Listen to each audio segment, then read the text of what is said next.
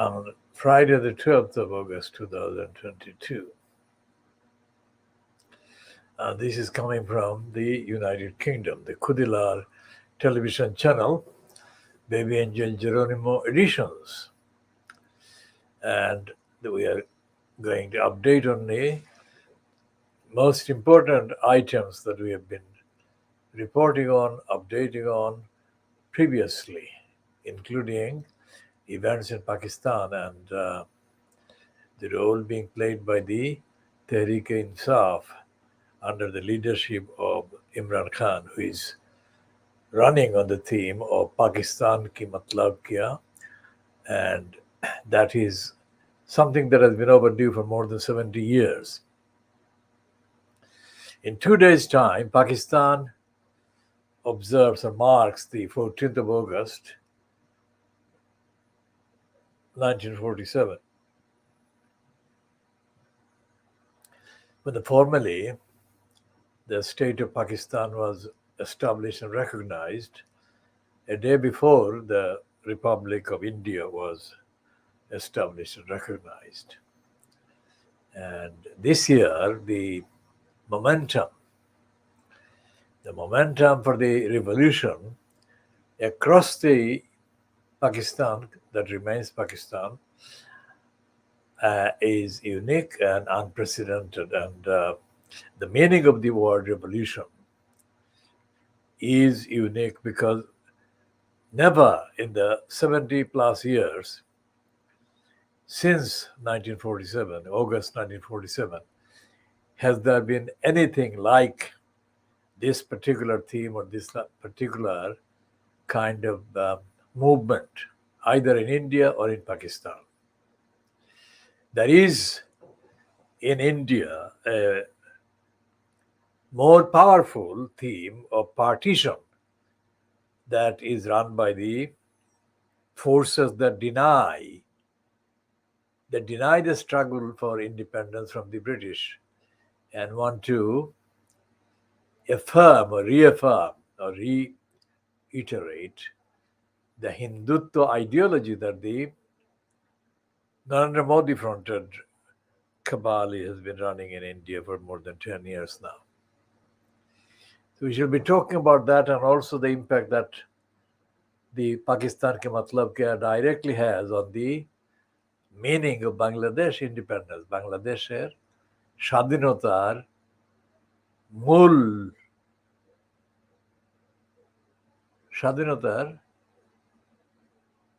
অর্থ কি, স্বাধীনতার মূল্য, স্বাধীনতার অর্থ এবং স্বাধীনতার মূল্য. And we shall be referring to the events in the United Kingdom around the ongoing contest between Rishi Sunak and Lizzie Truss for the leadership of the UK Conservative Party, which means that whoever becomes the leader of the Conservative Party after a formality involving the Queen also becomes the Prime Minister. So it's either Rishi Sunak or Lizzie Truss, who is most certainly destined to be the next incumbent of the Prime Minister of the United Kingdom. No matter how short that period may be, because it is possible, it's not necessarily likely, but it's possible to see the new incumbent at number 10 Downing Street become embroiled in a series of mishaps that will lead eventually to the calling of a general election in the United Kingdom, and in the likelihood that the Conservatives will lose the majority in the House of Commons and a coalition government may emerge and all the rest of it. So we should be talking about that as well. Now, going back to the series of things that Imran Khan has been saying in the 72 hours since his colleague, the PTI colleague, Shabazz Gill, was arrested, and Shabazz Gill's driver and the driver's wife and daughter were harassed and traumatized and all the rest of it. So we shall be going back to that, because what Imran Khan has been saying is that no matter how dangerous the traps being set by the remnants of the corrupt families, Nawaz Sharif on the one hand and Asif Ali Zardari on the other hand, he and fellow campaigners for justice are not going to be intimidated by that, and they are prepared to take on the risk of being murdered and killed and dying. So Imran Khan says that when you are prepared to take on death, all kinds of harassments and manipulations really become too small to matter. Now, this is not something that just Imran Khan is saying for the first time. This is something that no known politician, political campaigner, activist in any part of the subcontinent that is known as India, Pakistan, and Bangladesh has ever said anywhere near defiantly as Imran Khan has been saying, anywhere near as convincingly as Imran Khan has been saying. So, what we have here is a possibility that a link to Bangladesh may be occurring. It is not appearing yet, but if it occurs, it will feature Kutubuddin, a participant in the past in this program. And Kutubuddin is hopefully will be doing the updates from the standpoint of the end hunger at root movement that we have been setting up and finding.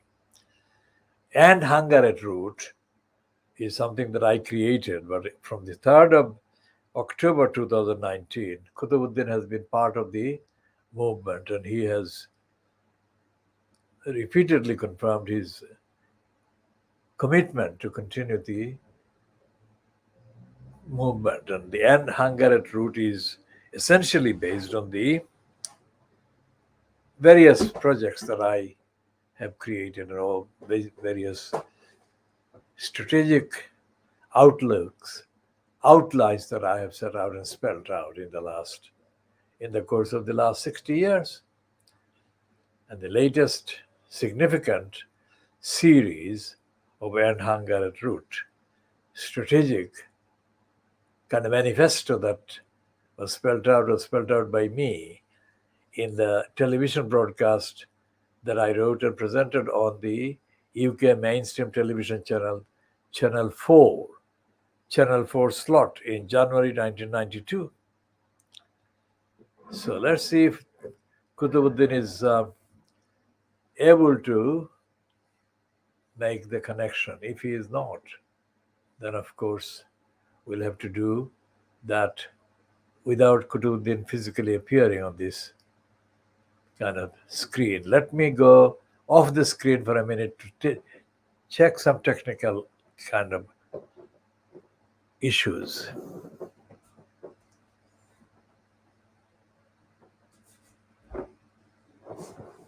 Okay, I'm back now. Let's see if Kutubuddin is able.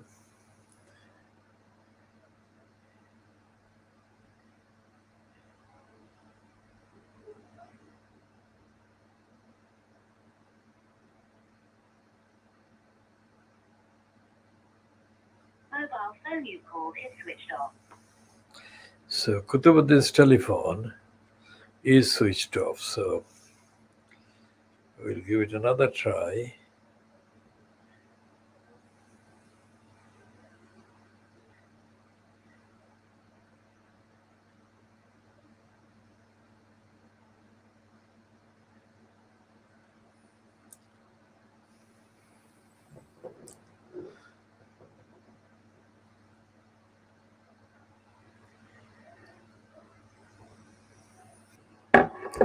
All right. So, in the course of his updating advocacy against the Sharif and Zardari gang of criminals holding Pakistan to ransom and occupying various reigns of power in Pakistan, Imran Khan has been mentioning sources, some of the sources of the manifesto, the New Revolutionary Manifesto, and he has mentioned the Prophet of Islam, sallallahu alaihi wasallam, and he has mentioned Muhammad Iqbal, and he has mentioned Muhammad Ali Jinnah. But one name that he hadn't mentioned until in the last 24 hours is Ibn Khaldun. Ibn Khaldun is a philosopher, political activist, theorist, strategist, essayist, moralist who has influenced many countries over the centuries. And Ibn Khaldun is the one that Imran Khan has said that Ibn Khaldun has said that his reading of the Holy Quran told him that the main purpose of sending the Holy Quran and sending Muslims, well, Holy Quran was for the followers of the Prophet or the followers of Islam. I may be getting this paraphrasing on an incomplete statement. I'll check that statement and update on the complete version in due course. But the essential thing is that Ibn Khaldun, according to Imran Khan, said that the main purpose for human beings, let's say, being sent to the planet, was to establish insaf, justice. And Imran Khan has said similar things, attributing to the Prophet of Islam, Muhammad, peace be on him. So let's check if Ibn Khaldun is accessible in terms of the latest.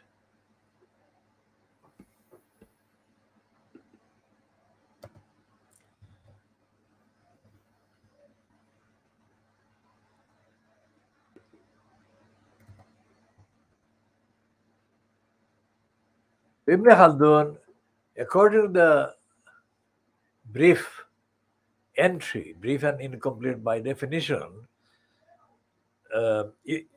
Wikipedia entries are very misleading, but they are even more misleading when it comes to Muslim icons and Muslim names and characters.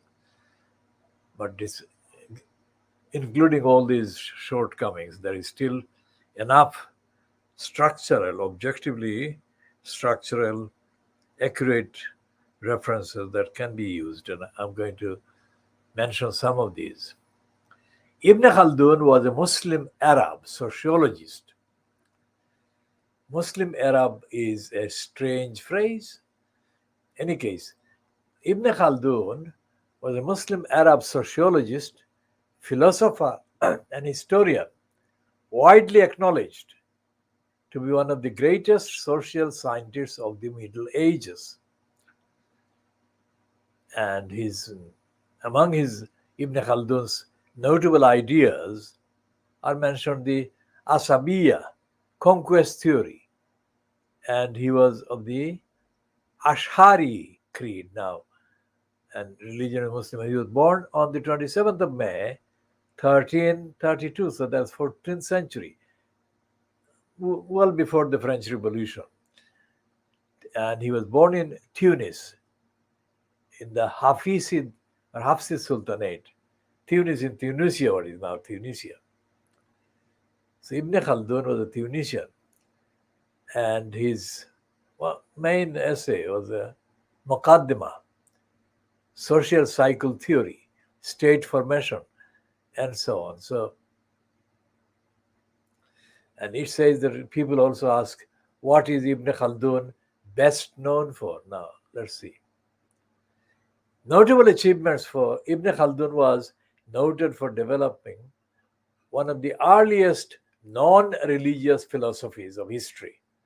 He is generally considered the greatest Arab historian, as well as the father of sociology and the science of history. Now, why is Wikipedia kind of so petty-minded?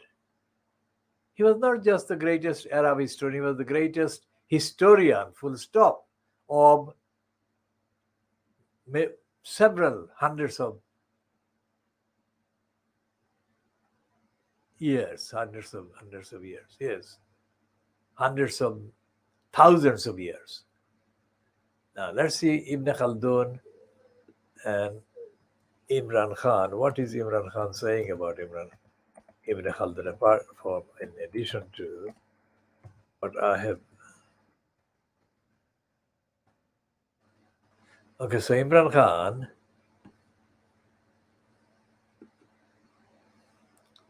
so in a tweet, see, my article on Ibn Khaldun and Pakistan today, that is what Imran Khan says on the 24th of May 2015, I think 16. Let's see what actually was the year.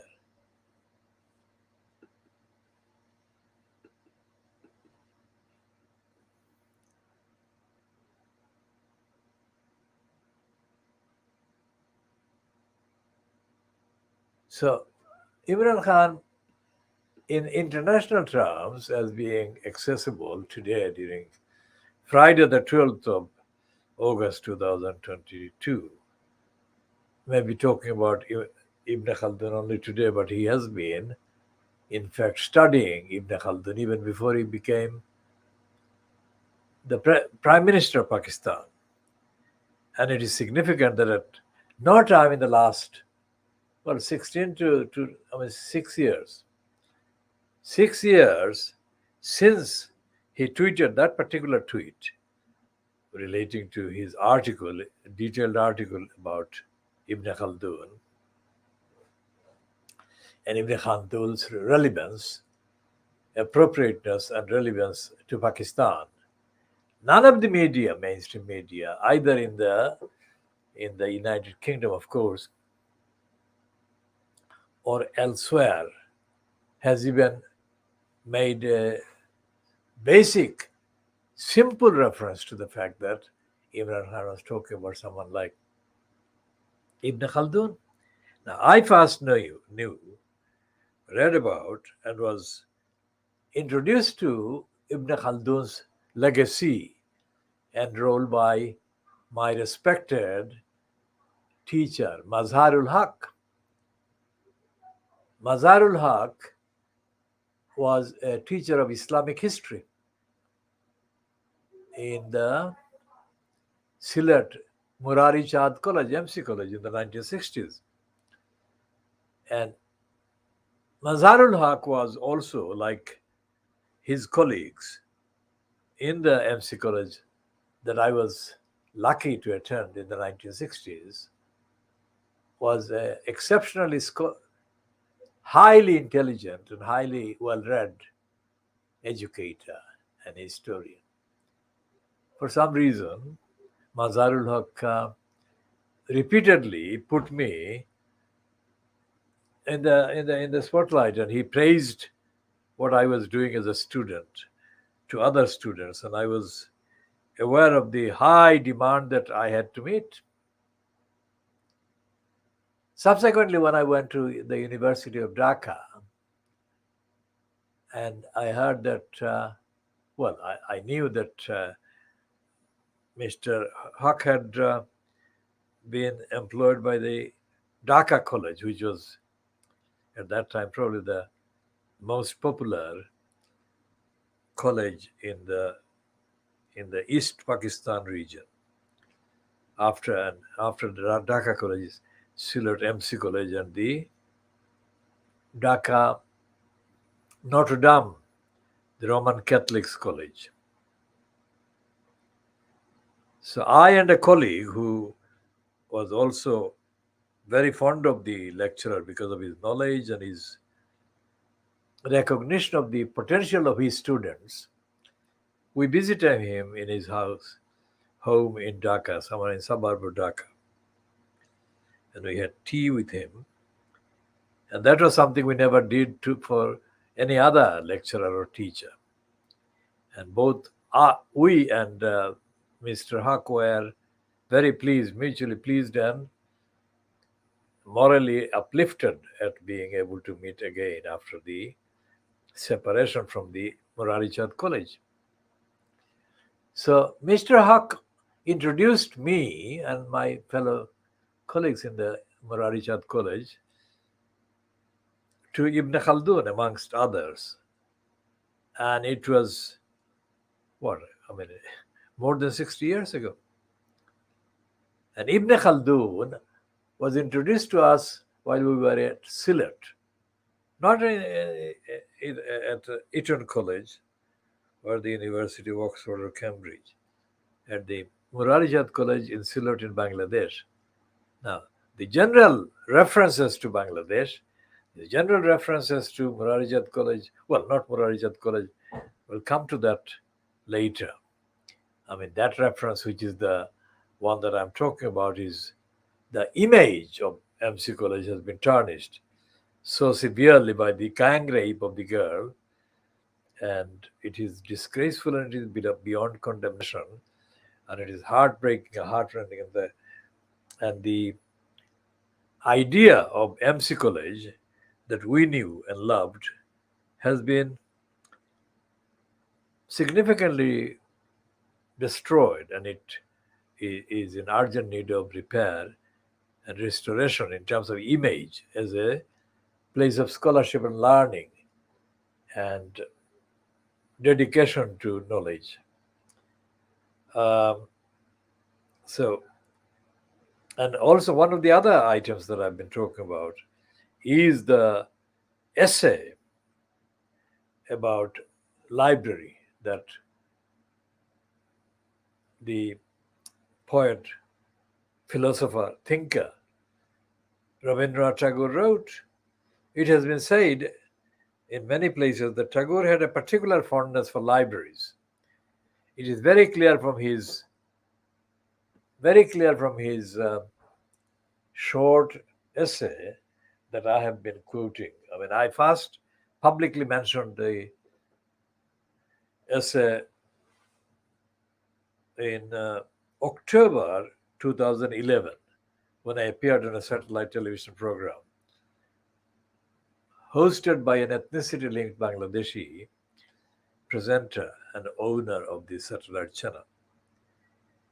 Astonishingly enough, that reference to the library by Tagore, went completely unnoticed, uncommented on by this presenter. Now, let me just say this, how astonishing that is and how unforgivably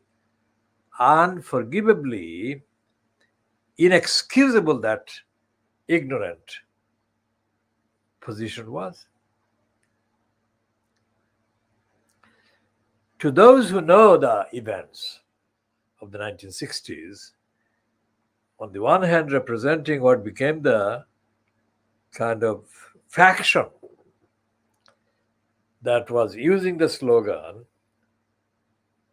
during the 1970s planned election, general election in Pakistan, then scheduled for September 1970, and which was eventually held 3 months later in December 1970.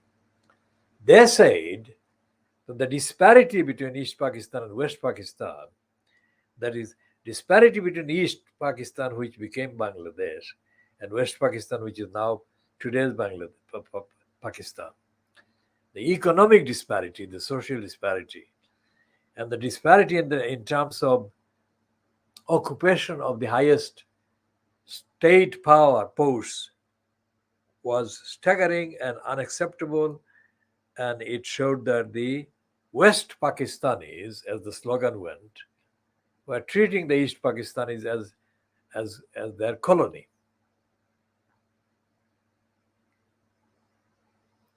And one of the most oft quoted, loudly chanted slogans was Bish Taka Mon Dore Chaul Chai.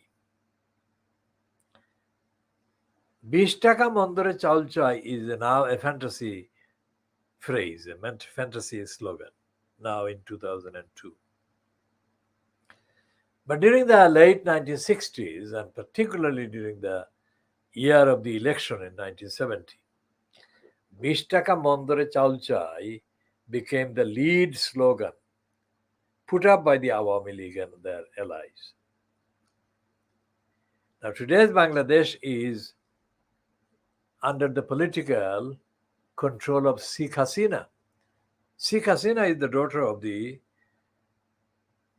man they call the father of Bangladesh, Sheikh Mujibur Rahman. But Mujibur Rahman was not the father of Bangladesh in the historical context and sense, because the real political ideas that underlie the creation of an independent, separate kind of state entity, separate and independent from the rest of Pakistan, is Maulana Abdul Hamid Khan Bashani.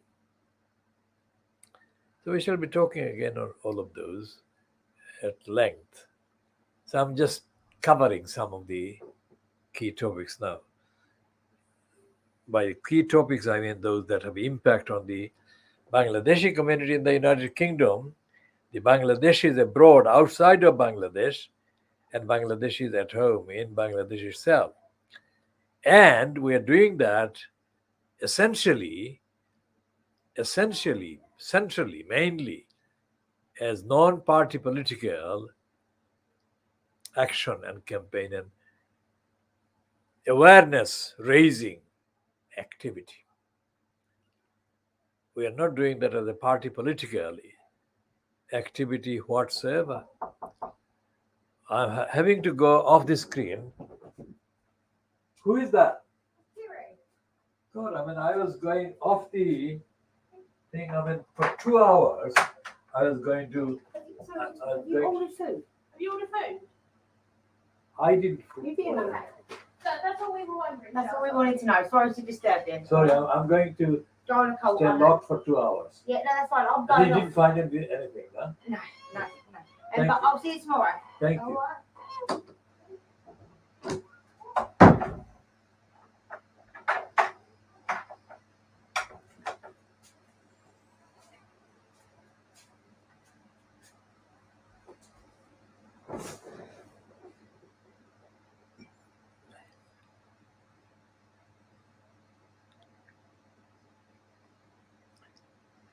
So I didn't order any food. So who ordered the food?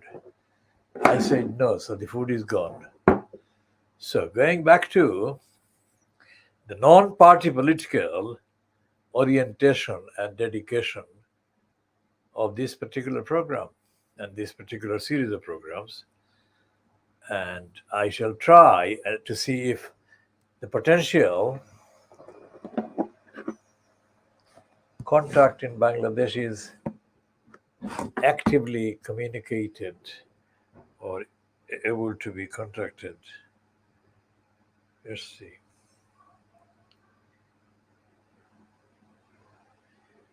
Mobile phone you've called is switched off. Please try again later. So that phone number is, of course, switched off. So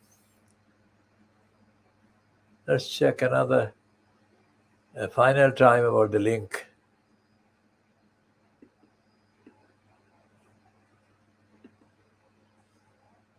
So see if the link will work this time. Let's check.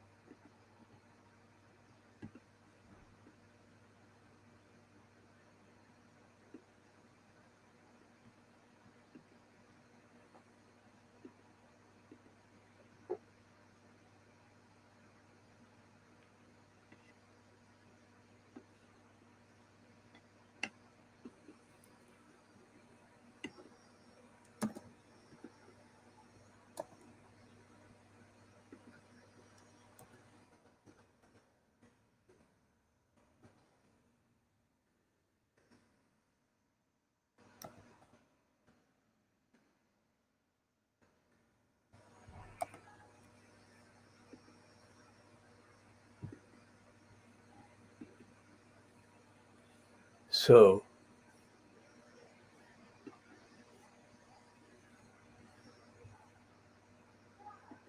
if that link works and Kutub appears on the screen, we shall get an update from Kutub on his particular issues that he is familiar with in the course of his travels in Bangladesh currently.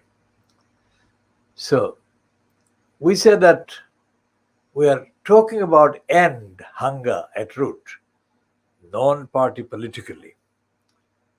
And that means that the program, the strategy, and the manifesto for ending hunger at root includes essentially that the rejection of the idea that people in the African, Asian continents and people in poverty and hunger and desperation in the other parts of the world which serve as origination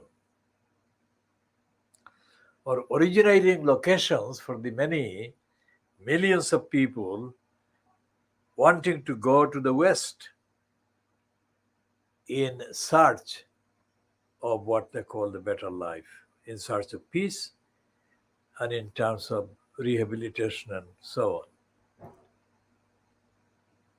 That those people must not seek the solution by going to the West, either mentally or physically. That the solution must be found, sought and found and established in the countries and in the continents themselves. So, end hunger at root was summed up by me in the January 1992 version that I wrote and presented on Channel 4 television, Channel 4 news slot in January 1992. And essentially what I said was that John Major, then Prime Minister of the United Kingdom, who on that particular occasion when I was doing the broadcast, preparing to go to the United Nations headquarters in the USA in New York to function or deliver the function or serve as the president of the United Nations. That is, the UK was the president of the General Assembly for that particular year, and John Major, the Prime Minister of the United Kingdom, was the titular kind of representative of the member country United Kingdom going to chair that particular ceremonial session of the United Nations General Assembly. And Major had been preparing to include in his planned speech as the president of the General Assembly session grave concern at the propensity or the indications and the signs on the part of the non-nuclear countries to acquire nuclear weapons, which John Major said was alarming, a threat to the world and a threat to the peace and so on. And I said that that was wrong. I said that the main threat facing the world at that moment was not nuclear weapons. Nuclear weapons were, of course, threats beyond description. But nuclear weapons were not threats in the way that John Major was articulating.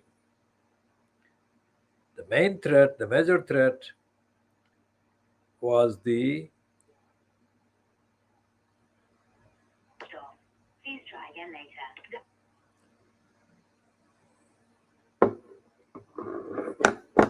surge of millions of people across the northern European, northern African regions trying to escape Africa, escape Asia, and to reach Western Europe.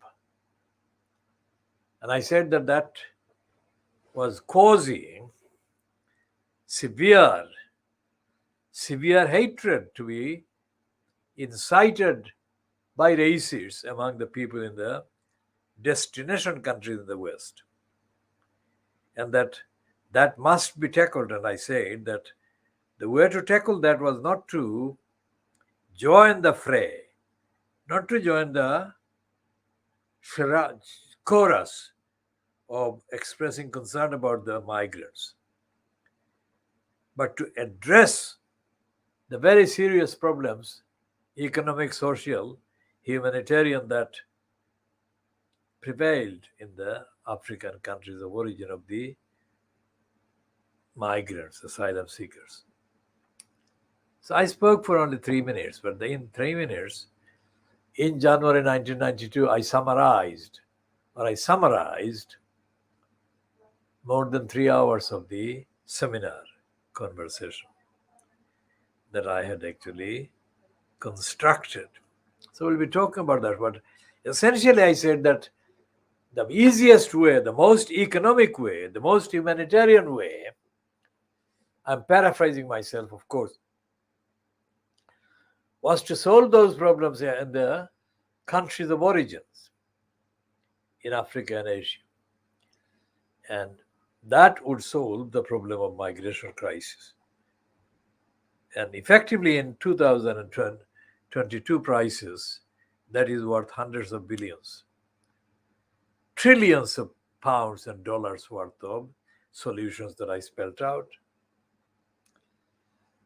I mean, the Nobel Prize has been awarded to authors, thinkers, writers for coming up with solutions to the world's and humanity's problems and needs that measure on a scale of, let's say, 1 million points, 1 in a million point scale, on a million point scale.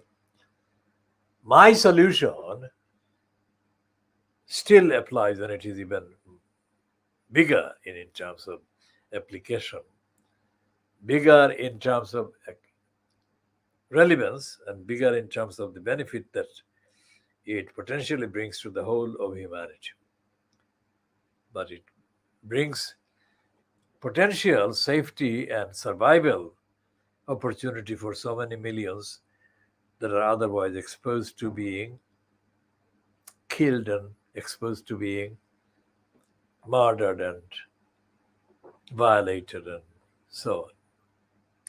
Then I moved to the role of Anthony Guterres, who is serving the second term in the post of Secretary General of the United Nations bureaucracy. Anthony Guterres is a former Portuguese Prime Minister. And going by the entry on Wikipedia about Guterres, he is or has been the most popular politician in Portugal. Now, what was the basis of his popularity is not explained. But he is, as the incumbent in the corrupt post of the Secretary General of the United Nations Organization, Guterres has been mainly preaching. Guterres has not been broadcasting or publishing or posting rigorous constitutional requirements upon member countries, member states, which is what, as Secretary General, he should be doing. Guterres preaches in the most supine and ineffective way. The United Nations has got about 200, if not more, separate social media platforms or accounts, all of which accounts are dedicated to promoting the image of Anthony Guterres. So we shall be talking more about the United Nations And then we talk about Dominic Raab in the United Kingdom. Raab is one of the, well, they say right-wing conservatives. All the conservatives are right-wing. But Dominic Raab has been in the news about one aspect of the European Human Rights Court. And Liz Truss has been in the news for saying that the European constitutional law jurisdiction on the United Kingdom would be scrapped. Now, these are all illegal statements, an outrageous statement. So outrageous that anyone familiar with the law, constitutional law, and entitled to ask for parliamentary time for debate is the opposition, leader of the opposition in the UK House of Commons, which takes us to Keir Starmer. Now, Keir Starmer, we have said exclusively, entirely based on his evidence of his behavior, Keir Starmer is the political murderer of the Labour Party. I'm going off the screen for 1 minute.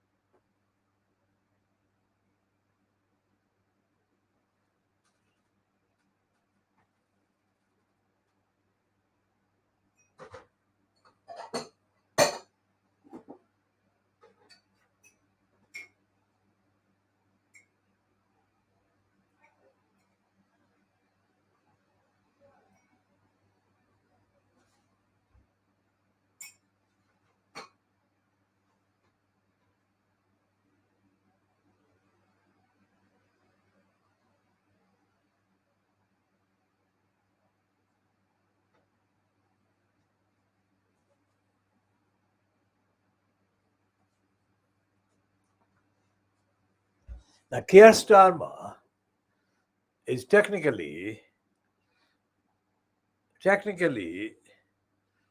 classed as a licensed law trader in our definition, my definition. He's a what is called court barrister. And he acquired a name for himself as a cynical ploy by ingratiating himself with the pair of campaigners against the McDonald's chain, which resulted, well, the campaigners became forced to campaign for defending themselves against a libel action brought against them by McDonald's chain. And that libel action, or the libel case, became known as the Mac libel case. And in the course of preparing the initial defense against that libel action, those two campaigners found themselves in receipt of the ingratiation of a young court barrister called Keir Starmer. And Keir Starmer succeeded in fooling enough people in the media, in the mainstream in the United Kingdom, that he was a genuine item, that he actually cared about the rights of the people that he was saying he cared about. But he wasn't. He was actually exploiting. He was exploiting the hard work done by the two defendants of the libel claim by McDonald. And he robbed and he stole the hard work, the image of the hard work by these campaigners.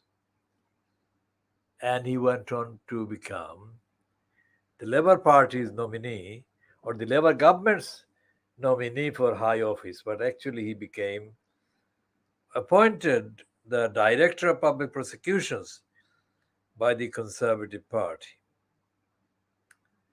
Was he appointed DPP, Director of Public Prosecutions, in 2013 or not?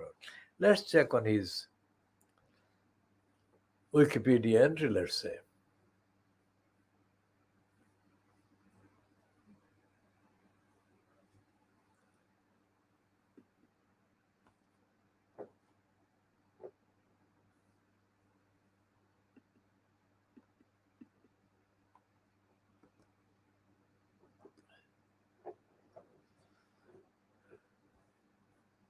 So Keir Starmer